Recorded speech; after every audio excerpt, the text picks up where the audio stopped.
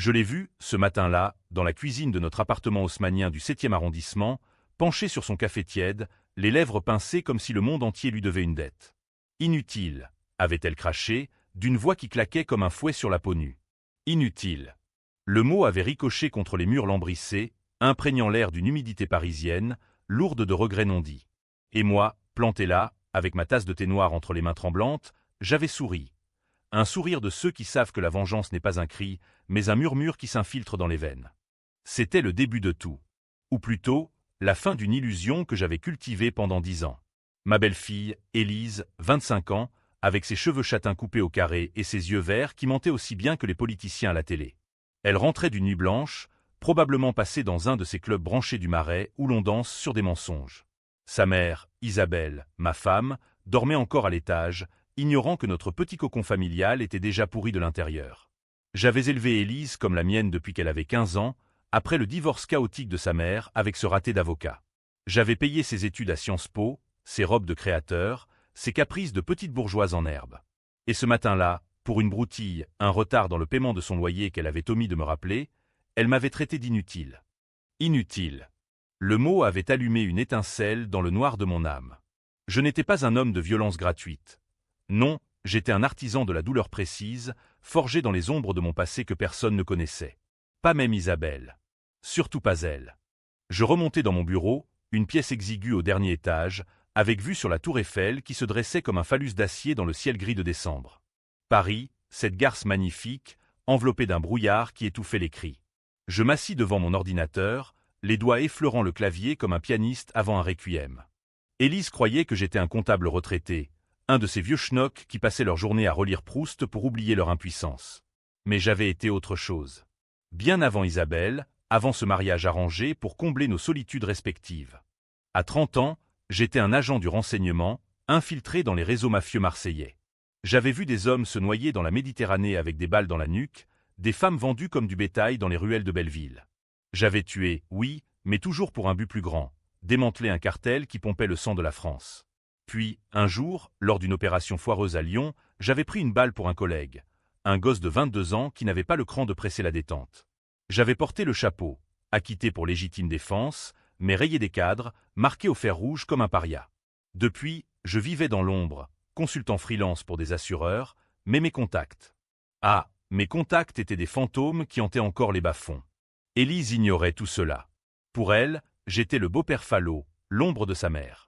Mais ce mot, inutile, avait réveillé le monstre. Je tapais une première ligne de code, pas pour un tableur Excel, mais pour un algorithme que j'avais peaufiné en secret ces dernières années. Un virus numérique, invisible, capable de s'infiltrer dans les vies comme un ver dans une pomme. Je commençais par son téléphone. Un iPhone rose bonbon, rempli de selfies et de messages codés à son amant du moment, un certain Lucas, trader à la Bourse de Paris. Les heures passèrent. Isabelle descendit, enveloppée dans sa robe de chambre en soie, et m'embrassa distraitement sur la joue. Élise est de mauvaise humeur, ne fais pas attention. Je hochai la tête, feignant l'indifférence. Mais intérieurement, je riais. De mauvaise humeur? Bientôt, ce ne serait plus de l'humeur, mais de la terreur pure. Le soir tomba sur Paris comme un linceul. Élise rentra tard, parfumée au Chanel et à la cigarette. Elle me lança un regard en coin, comme si elle regrettait vaguement son éclat du matin. Mais pas assez pour s'excuser. Au dîner, un coq au vin que j'avais mijoté avec soin, la tension crépitait. Isabelle babillait sur son dernier symposium à la Sorbonne, où elle enseignait la littérature comparée. Élise, elle, pianotait sur son téléphone, ignorant mon existence. C'est là que mon virus agit pour la première fois. Un bip discret, un email anonyme atterrit dans sa boîte. Je l'avais programmé pour qu'il semble venir de son employeur, une start-up tech dans le 11e arrondissement. Madame Duval, nous avons détecté une irrégularité dans vos comptes. Veuillez contacter immédiatement le service RH. Élise pâlit, ses doigts se crispant sur l'écran. « Qu'est-ce que c'est » demanda Isabelle, inquiète. « Rien, maman. Une connerie administrative. » Mais je voyais ses yeux s'écarquiller. Elle se leva précipitamment, prétextant un mal de tête, et s'enferma dans sa chambre. Je souris dans mon assiette. Le premier coup de poignard était porté, subtil, invisible, mais empoisonné. La nuit, je ne dormis pas assis à mon bureau, je creusais plus profond. Élise n'était pas la petite fille innocente que sa mère chérissait. Non, Elle avait ses secrets. Des dettes de jeux en ligne, des photos compromettantes envoyées à Lucas, des nudes qui, si elle fuitait, pourraient ruiner sa réputation de futur cadre dynamique. Et pire, un mail daté d'il y a 6 mois, où elle confiait à une amie « Maman est trop naïve avec ce vieux con. S'il savait pour l'héritage, il flipperait. Faut qu'on le vire avant qu'il ne dilapide tout. » L'héritage. Voilà le vers. Isabelle avait hérité d'une fortune modeste de son père, un notaire de province, mais suffisante pour nous maintenir dans ce luxe discret. Élise, l'unique enfant, y voyait son dû. Et moi? L'intrus a évincé. La trahison me brûlait les tripes. Pas seulement d'elle, mais d'Isabelle, qui feignait l'amour tout en laissant sa fille ourdir des plans. Le lendemain, Élise partit au travail l'air hagard. Je la suivis discrètement, un vieux réflexe d'espion. À Bastille, elle entra dans un café bondé, s'assit avec Lucas. Je m'installai à une table voisine, casquette enfoncée, journal déployé. Leur voix portait par-dessus le brouhaha. C'est ce salaud de beau-père, j'en suis sûr. Il a dû fouiller mes comptes. Il est plus malin qu'il en a l'air. Lucas ricana, sa main sur sa cuisse. Laisse tomber, bébé. On s'en fout de lui. Une fois qu'on aura l'appart à ton nom, on le jette comme une vieille chaussette. Mon sang se glaça. Il complotait pour me déshériter, pour me chasser. Et Isabelle, complice passive, ou pire. Je sortis, le cœur battant. Dehors, la pluie fine de Paris lavait les trottoirs, mais pas ma rage. De retour chez moi, je passai à l'étape 2.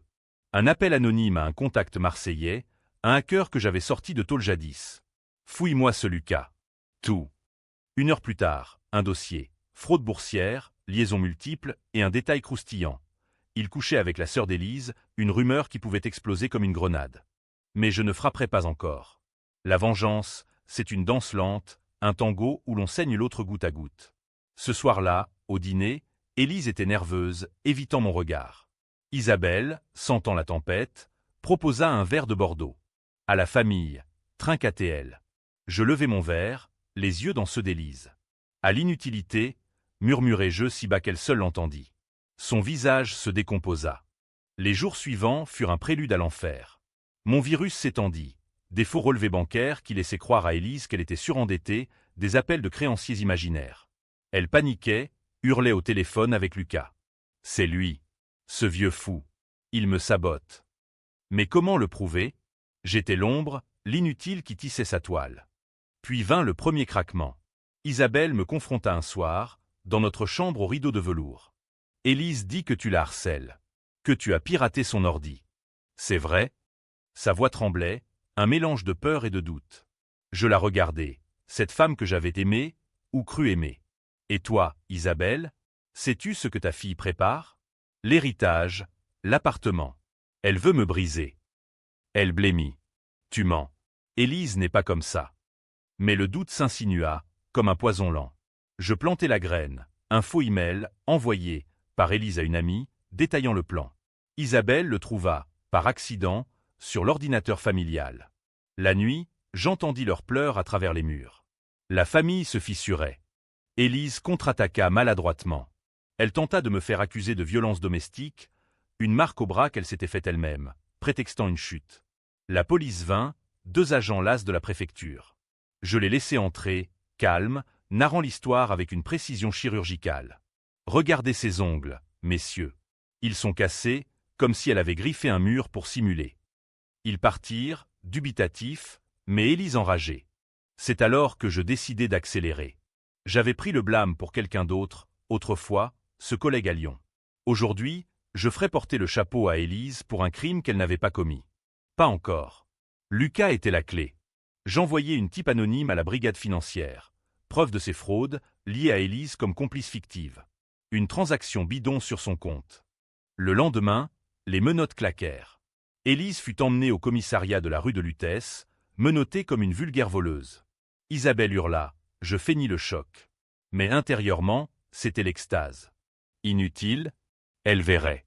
Les murs du commissariat empestaient le café rance et la sueur froide des innocents. Je m'étais porté caution, bien sûr, le beau-père attentionné, pilier de la famille. Élise, sortie sous contrôle judiciaire, me fusilla du regard dans la salle d'attente. Ses yeux, rougis par les larmes, brillaient d'une haine pure, animale. Tu vas payer pour ça, espèce de salaud. Je sais que c'est toi. Sa voix était un sifflement, étouffé par les couinements des chaises en plastique. Je haussai les épaules, un geste si français, si désinvolte. Prouve-le, ma chère. La police n'a rien contre moi. Seulement contre ton petit ami et ses magouilles.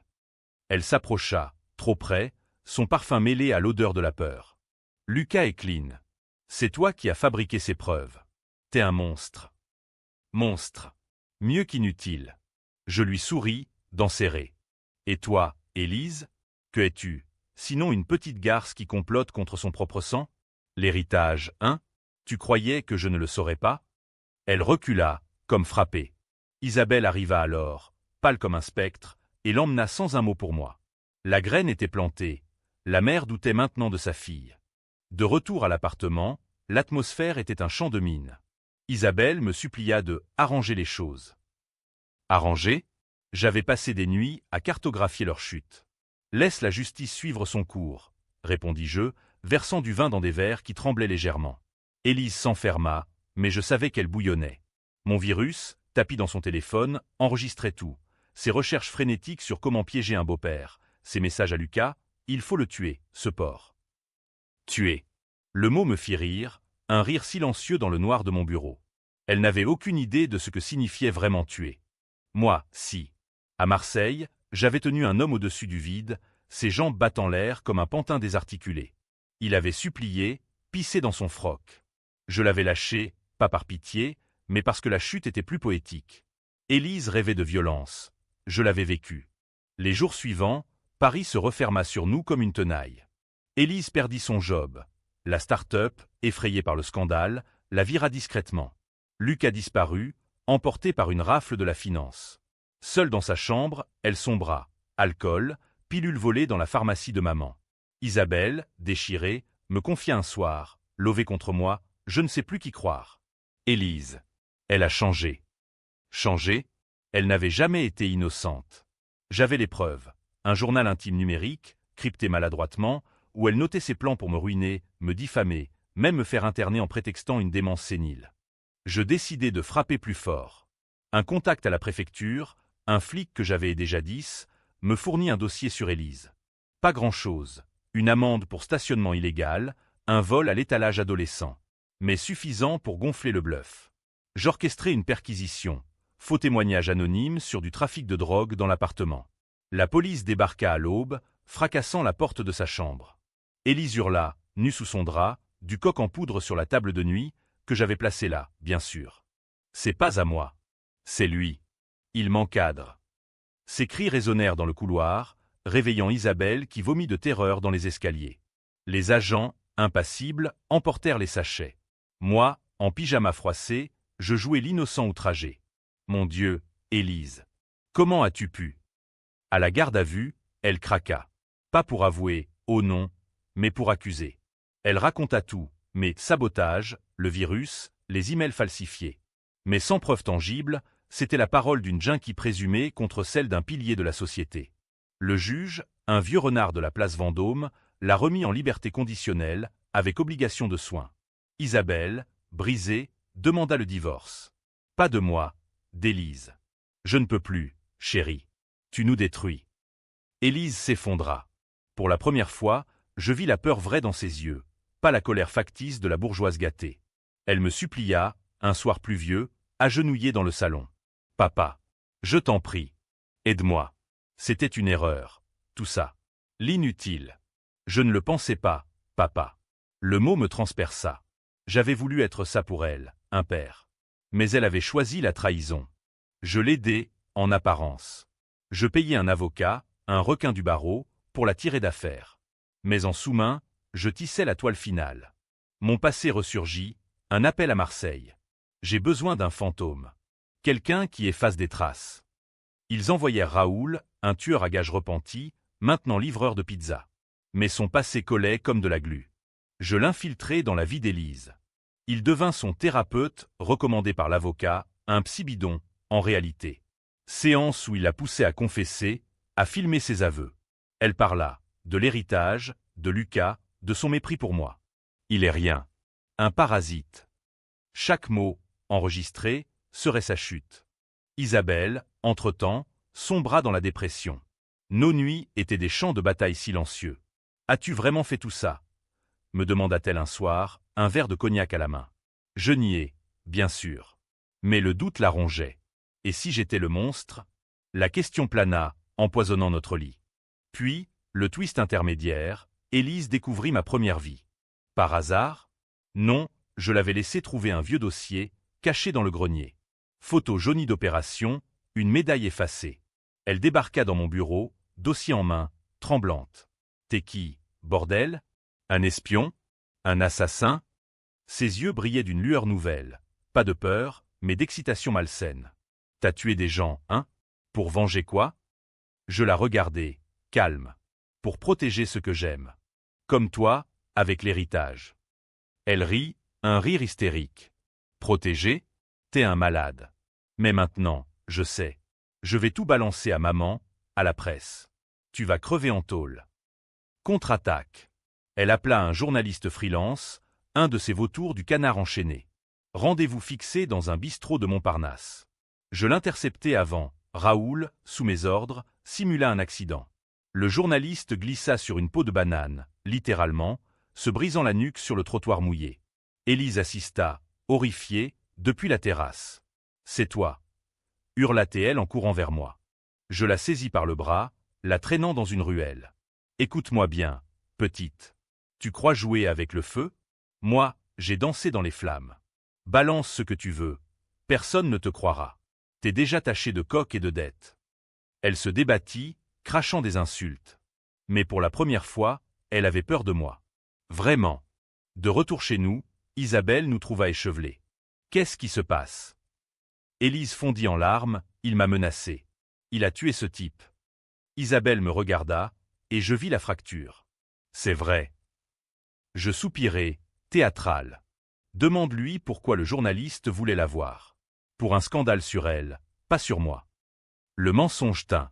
Mais la graine du chaos était semée. Élise, isolée, commença à comploter seule. Elle contacta des hackers russes via le dark web, naïve, pensant les payer avec des bijoux volés à sa mère. Mais moi, j'avais anticipé. Mon virus les alerta, une traque numérique. Les Russes, furieux, la firent chanter. Vidéos porno falsifiées, diffusées sur des forums. Paris bruissait de rumeurs. La fille du prof de la Sorbonne, une pute en ligne. Elle craqua complètement. Tentative de suicide, pilules avalées à pleine main. Hôpital Necker, tuyaux et bip. Isabelle veilla, brisée. Moi, je visitais, apportant des fleurs fanées. Inutile, hein?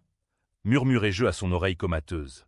Elle ne répondit pas, mais ses paupières tressaillirent. L'hôpital sentait la javel et les regrets éternels, ce parfum stérile qui colle à la peau comme un suaire. Élise, reliée à ses machines, ressemblait à une poupée brisée, ses cheveux emmêlés sur l'oreiller blanc. Isabelle, assise à son chevet, me lança un regard qui n'était plus d'amour, mais d'interrogation muette. « Que as-tu fait ?» Je posai une main sur son épaule, un geste de réconfort fin. « Rien, ma chérie. C'est le monde qui l'a brisé. Pas moi. » Mais le monde, c'était moi. Depuis des semaines, j'orchestrais chaque fissure. Les Russes, un leurre que j'avais monté via un proxy à Lisbonne. Les vidéos, deepfake générées par mon algorithme, son visage sur un corps anonyme, gémissant dans des chambres d'hôtels sordides. Paris, ville des Lumières, cachait bien ses ténèbres, et Élise y sombrait, piégée dans un cauchemar qu'elle croyait réel. De retour à l'appartement, seule avec Isabelle, la confrontation éclata. Elle fouilla mon bureau, un sacrilège, pour elle. Elle trouva les disques durs, les codes, les traces effacées à la va-vite. Espion. Tueur. Et maintenant, ça? Tu as détruit ma fille. Ses larmes coulaient, chaudes sur mes mains que je tendais pour l'apaiser. Pour nous protéger, Isabelle. Elle voulait tout, l'argent, l'appart, ma vie. Elle m'a trahi en premier. Trahi? C'est ta belle-fille. Pas un ennemi d'État. Sa voix se brisa, et avec elle, notre mariage. Elle fit ses valises ce soir-là, direction un hôtel près de l'hôpital. Je reste avec elle. Toi. Je ne sais plus qui tu es. La porte claqua, écho d'un glas. Seul, je m'assis dans le salon vide, un verre de calva à la main, contemplant la scène qui coulait en bas, indifférente aux drames humains. Élise sortit de l'hôpital une semaine plus tard, ombre d'elle-même. Maigreur squelettique, yeux creux comme des puits sans fond. Elle refusa de me voir, mais Isabelle insista pour un dîner de famille. Une farce pathétique dans un restaurant du quartier latin, sous les arcades de la rue de la Huchette. Les serveurs virevoltaient, apportant des escargots et du foie gras, mais l'air était empoisonné. « Papa » murmura-t-elle enfin, après le plat principal. Le mot « forcé » me fit frissonner. Je suis désolé. Pour tout. L'inutile. C'était la colère. Isabelle hocha la tête, encourageante. Je la regardais, cette coquille vide. Désolé? Et Lucas? L'héritage? Les plans pour me virer? Elle baissa les yeux. C'était stupide. Je paniquais. Avec le job, les dettes. Mensonge. Je le sentais. Mon instinct d'espion, aiguisé comme une lame. Elle mijotait encore. Ce soir-là, via Raoul, je la filai. Elle alla dans un bar à Hôtesse de Pigalle, contacta un privé, un ex-flic véreux, pour creuser mon passé. Naïve. Raoul l'intercepta, une seringue dans la manche, un somnifère, pas mortel, mais suffisant pour la faire délirer. À son réveil, dans une ruelle, un mot dans sa poche, arrête, ou le prochain est pour de bon. La peur la rendit parano.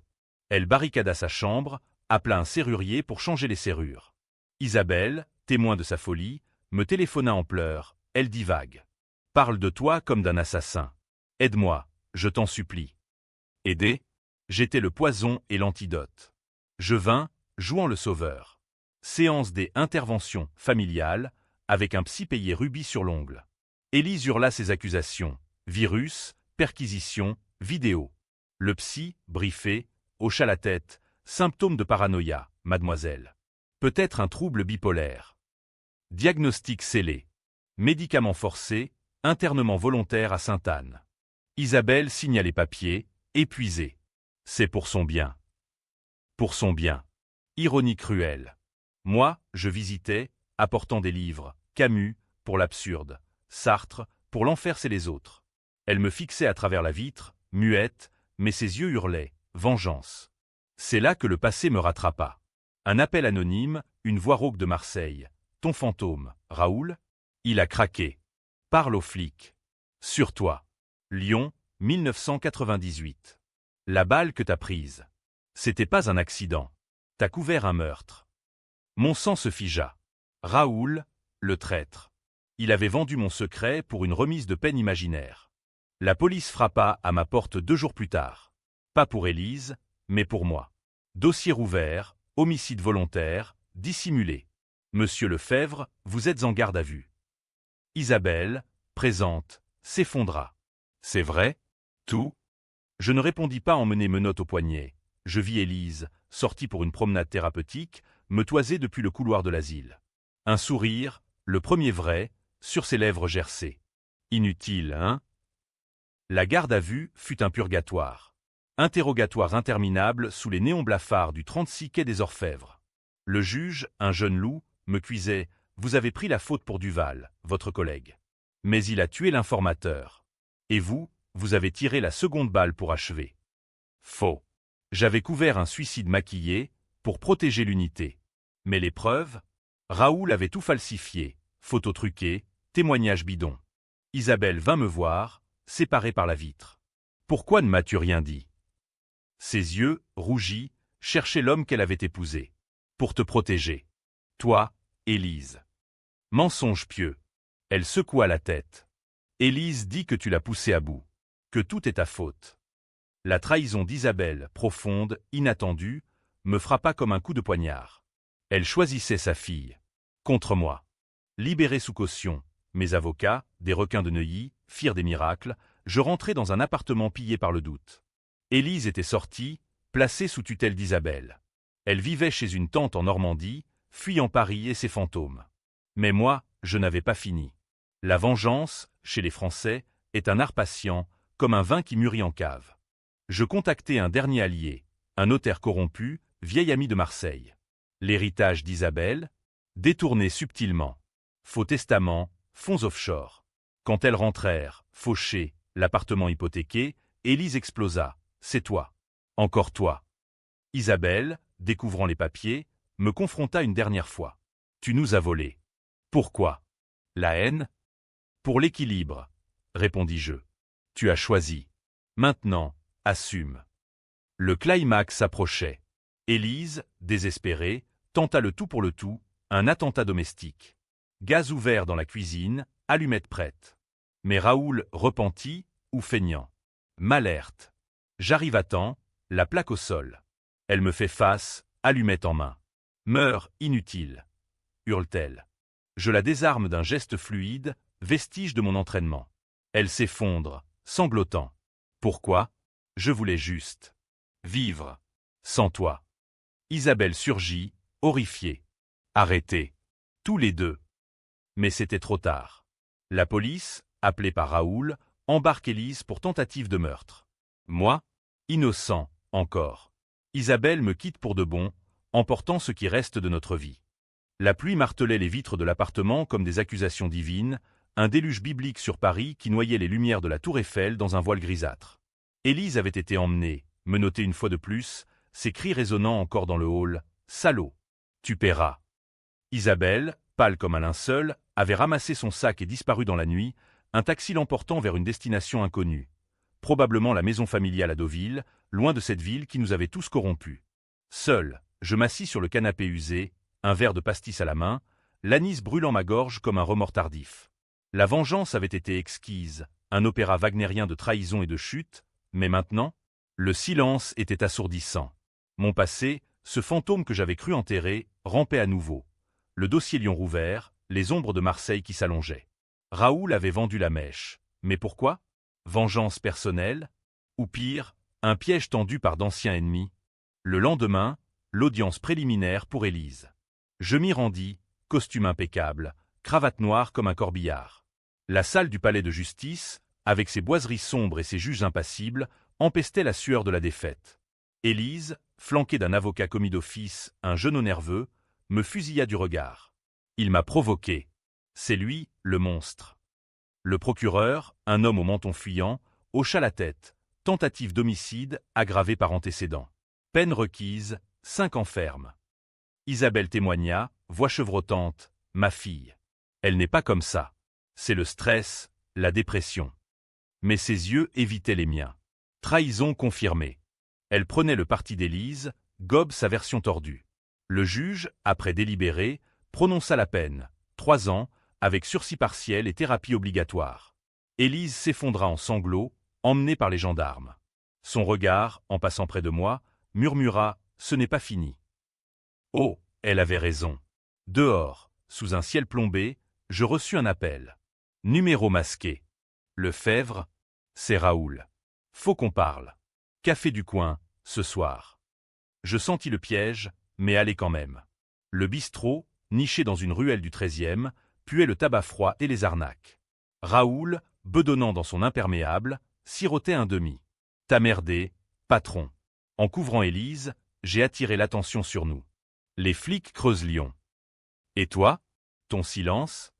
Il ricana, révélant des dents jaunies. J'ai vendu pour survivre. Mais maintenant, on est dans la merde ensemble. Un cartel veut ta peau, pour l'opération de 98. Ils savent que t'as pas tout dit. Mon cœur s'emballa. Le cartel, ces salauds d'Arméniens que j'avais démantelés, pensant les avoir tous eus. Un rescapé, vengeur. La nuit fut un tourbillon. Je fouillai mes archives, contactai d'anciens collègues, ceux qui restaient loyaux. Un nom émergea, Victor, le lieutenant du cartel, incarcéré à Fresnes mais libre sur parole. Il avait juré ma mort, et maintenant, via Raoul, il tendait ses filets. Pour me protéger? Non. Pour m'attirer. Le lendemain, Isabelle m'appela. « Élise veut te voir. » À la prison. Elle dit qu'elle a compris. Comprendre? Ironie. Je vins, traversant les couloirs froids de la maison d'arrêt de Fleury-Mérogis. Élise, en combinaison orange, me fixait à travers la vitre, un combiné à la main. « Pourquoi, papa? Pourquoi m'as-tu fait ça ?» Sa voix, brisée, cherchait une faille. « Parce que tu m'as trahi en premier. » Inutile, hein? Tu as comploté avec Lucas, avec ta mère peut-être. Pour l'argent. Pour me chasser. Elle secoua la tête, larmes coulant. Maman? Non. C'était moi seul. Elle t'aime, tu sais. Elle regrette. Mensonge? Ou vérité? Le doute m'assaillit. Prouve-le. Dis-moi ton vrai secret. Pourquoi cette haine? Elle hésita, puis murmura. À 15 ans. Quand tu es arrivé. Papa, mon vrai père, il est mort à cause d'un type comme toi. Un espion qui l'a balancé. J'ai appris ça, et je t'ai haï pour ça. Toi, l'intrus. Le choc. Son père, l'avocat. Un indique pour la DGSE, trahi dans une affaire de blanchiment. Pas par moi, mais par mon unité. J'avais pris le blâme, anonymement, pour protéger les familles. Ironie cruelle, j'avais gâché ma vie pour venger un homme, et sa fille me haïssait pour ça. Je ne savais pas, soufflai-je. Elle ricana amèrement. Bien sûr. Mais maintenant, tu sais. Et Élise, libère-moi. Ou Victor te tuera. Il m'a contacté. Via un gardien. Il veut ton secret en échange. Victor. Le lien se fit. Élise, manipulée, était son pion. Le twist. La trahison n'était pas seulement familiale, mais un écho de mon passé. Elle avait vendu mon secret à Raoul, qu'il avait vendu au cartel. Cycle infernal. Je sortis, tête bourdonnante. Appel à Isabelle, c'est fini. Je pars. Protège-toi. Elle pleura. Reviens. On peut t'arranger. Élise s'est trompée. Mais trop tard. Je bouclai un sac, cash et faux passeport, relique de l'ancien temps. Direction Marseille, pour affronter Victor. La route fut un cauchemar. Autoroute à 6 sous la pluie, souvenirs affluents. Lyon, la balle dans l'épaule, le collègue qui riait en secret. J'avais porté le crime pour lui, pensant le sauver. Comme pour le père d'Élise. Paterne maudit, toujours le bouc émissaire. À Marseille, le vieux port puait le poisson et les promesses brisées. Victor m'attendait dans un entrepôt désaffecté, flanqué de gorilles tatoués. Lefebvre, le fantôme. Tu es ruiné, ma vie. Ma femme, mes gosses. Partis à cause de toi. Il cracha, un colt à la ceinture. Élise m'a tout dit. Ton rôle à Lyon.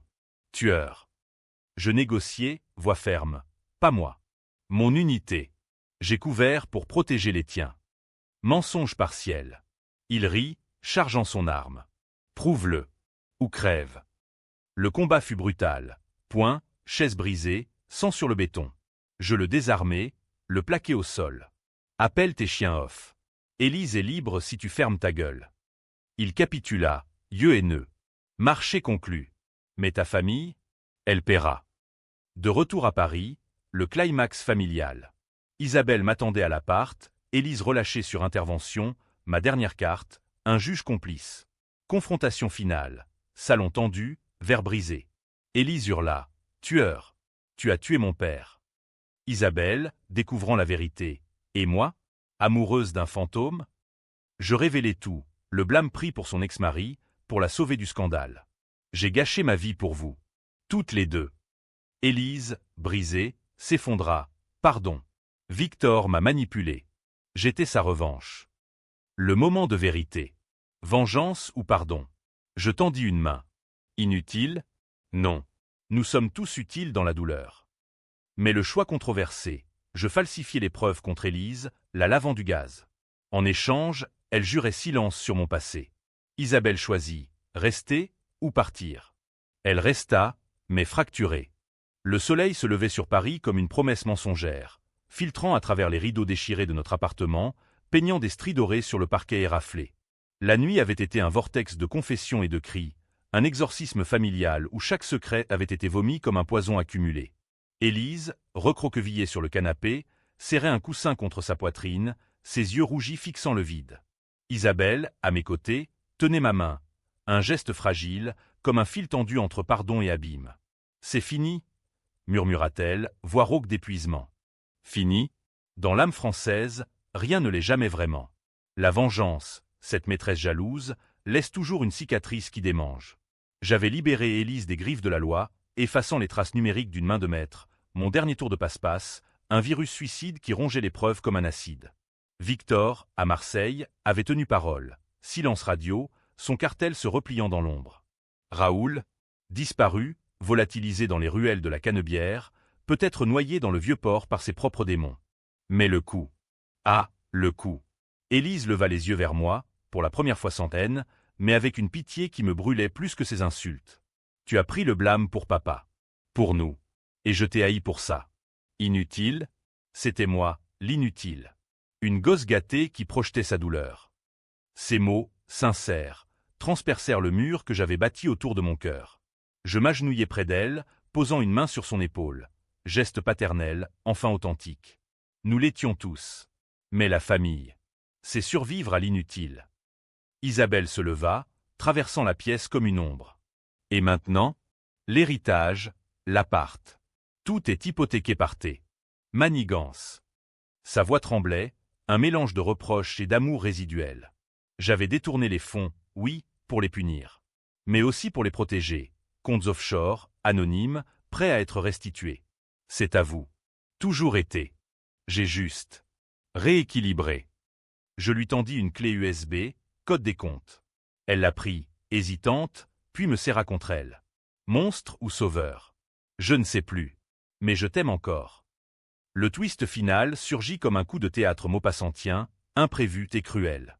Un coup à la porte, 2 inspecteurs de la DGSE, costume sombre, regard d'acier. Monsieur Lefebvre, nous rouvrons le dossier Lyon. Un témoin. Fiable, cette fois. Raoul, ressurgi des enfers, avait tout balancé pour l'immunité. Pas seulement le meurtre couvert, mais mes activités récentes. Sabotage numérique, perquisition truquée. Preuves irréfutables, exhumées par des experts. Élise pâlit. Non, pas encore. Isabelle se raidit contre moi. Les agents m'emmenèrent, sans ménagement, sous leurs yeux écarquillés. Dans la voiture banalisée, filant vers la préfecture, je vis Paris défiler. La Seine miroitante, Notre-Dame en reconstruction, symbole de résurrection impossible. Vous avez protégé l'État, Lefebvre. Mais l'État vous lâche. Trop de cadavres dans votre sillage. La garde à vue s'étira en jours interminables. Cellules humides, interrogatoires où l'on disséquait mon âme comme un cadavre. Le juge, cette fois inflexible, requit la perpétuité. Homicide, entrave à la justice, cybercrime. Vous êtes un danger public. Mes avocats plaidèrent la légitime défense, le service passé, médaille déterrée, témoignages d'anciens collègues. Mais le twist, Élise et Isabelle témoignèrent. Pas contre moi, mais pour. Élise, en larmes, il m'a sauvé. De moi-même. De Victor. Il a pris tous les blâmes. Encore. Isabelle, voix ferme, c'est un homme brisé par le devoir. Pas un monstre. Le tribunal, divisé, murmura. Certains voyaient en moi un héros trahi, d'autres un manipulateur impitoyable. La presse s'empara, l'espion oublié, vengeance familiale ou crime d'État. Polémique nationale, débat enflammé sur BFM, pétition pour ma grâce. Le verdict tomba comme un couperet, 20 ans, commué à 10 pour circonstances atténuantes. Pas la liberté, mais la survie. Dans ma cellule de Clairvaux, je reçus des lettres, d'Isabelle, promettant fidélité, d'Élise, jurant de réparer. L'héritage, rendossé, avec intérêt. Elles prospérèrent, Élise reprenant des études en psycho, ironie, guérissant les traumas qu'elle avait causés. Et moi, dans le gris du béton, je repensais à ce matin dans la cuisine. Inutile. Elle avait appris. Nous avions tous appris. La trahison forge, la vengeance libère ou enchaîne. Fin heureuse, tragique, les lecteurs choisiront. Pour moi, c'était l'équilibre. Un exil intérieur, où le silence parisien murmurait encore des secrets. Des années plus tard, sortie anticipée pour bonne conduite, je rentrais. L'appartement, inchangé, m'attendait. Élise, mariée, y vivait avec son enfant, une petite fille aux yeux verts. Grand-père, dit-elle en me tendant le bébé. Isabelle, grisonnante mais rayonnante, m'embrassa. Rentrée, l'inutile. Je ris, enfin libre. Plus maintenant.